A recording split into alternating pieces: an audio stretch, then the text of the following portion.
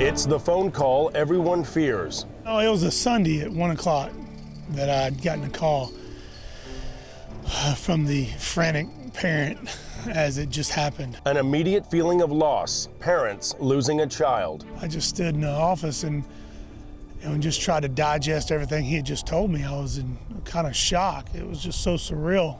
The community of Coppell, Texas grieved the loss of 17-year-old Jacob Logan, who never emerged from the waters of Possum Kingdom Lake after cliff diving with friends October 14th of 2012. Huge shock to everyone, especially his close friends, because he was the best player on our team, our best leader. He was our captain, so it all took a big toll. And we were all hurt. We didn't want to practice, we didn't play football that week, but we had to because we had to represent him and his family on the field, and we had to play for him. It's not just about football, it's about your characteristic traits that you have in life, like integrity and honesty and all that stuff. So we truly learned how to become men. Jacob, he was exactly the way you would draw him up. He's old school tough, a great leader. He made tremendous decisions. He had great care for his coaches and his teammates, and he had great faith. It's often said anyone can be a leader when things are going well, but true hometown heroes emerge when the going gets tough, when others are looking for answers.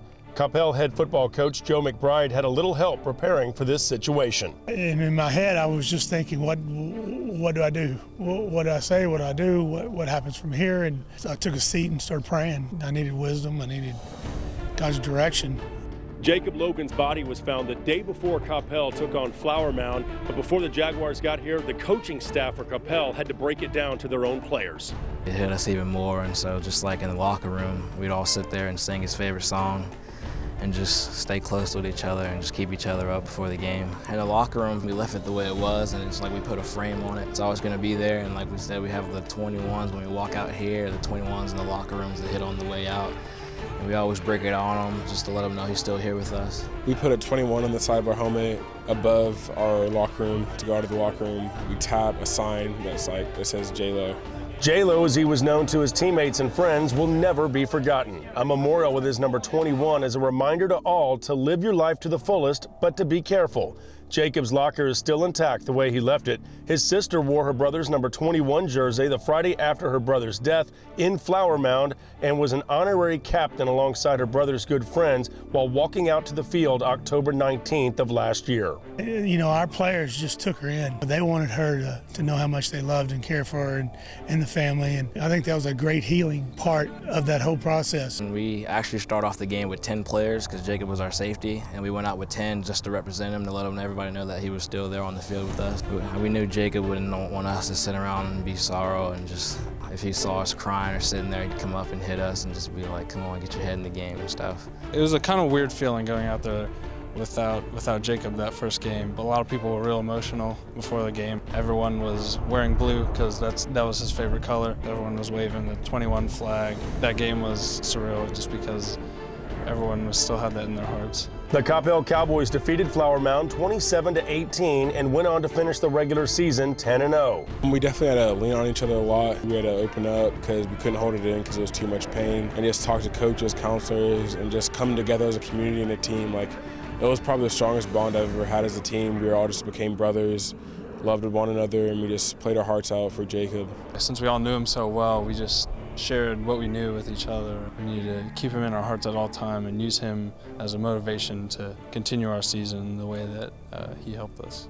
The Cowboys lost in the second round of the playoffs to DeSoto last season, and the number 21 was memorialized forever. We actually retired his jersey, so no one else will be wearing 21 ever again, because that was his number, and we want to remember that forever. We're just high school kids. We're not really used to someone so close to us dying, and it forced us to mature a lot. Between the student body, parents, and teachers, the first pep rally of the 2013 football season was packed at Cowboys Stadium. Coppell still hurting after the loss of one of their own, but Cowboys head coach Joe McBride was the driving force this community needed to kick off the season while remembering Jacob Logan each and every step along the way. We'll never forget you, Jacob. As it pertains to Jacob, you know, it's still pretty fresh on a lot of us. A lot of things around the field house that we want to pay tribute to him. He's not anybody we ever want to forget. And so we always talk about moving on with it. We're going to bring everything he was about with us. We understand the bond that we need, the chemistry that we need to be together, and we already have that bond. Oh, the ramparts we were. Following the pep rally, the community of Coppell would eventually make their way to Allen's newest stadium, a $60 million gym that would make most college football programs envious. Coppell trailed in their season opener against perennial powerhouse Longview 17-12 going into the final quarter, but rallied with 20 points late for a hard-fought 32-24 victory over the Lobos. Believing in one another is truly a trait that has been handed down from last year's team to these current Cowboys. I felt like I probably was a lesser coach, grabbing them around their neck and making sure they knew I loved them. I mean, I was deeply wounded. I was as hurt as they were.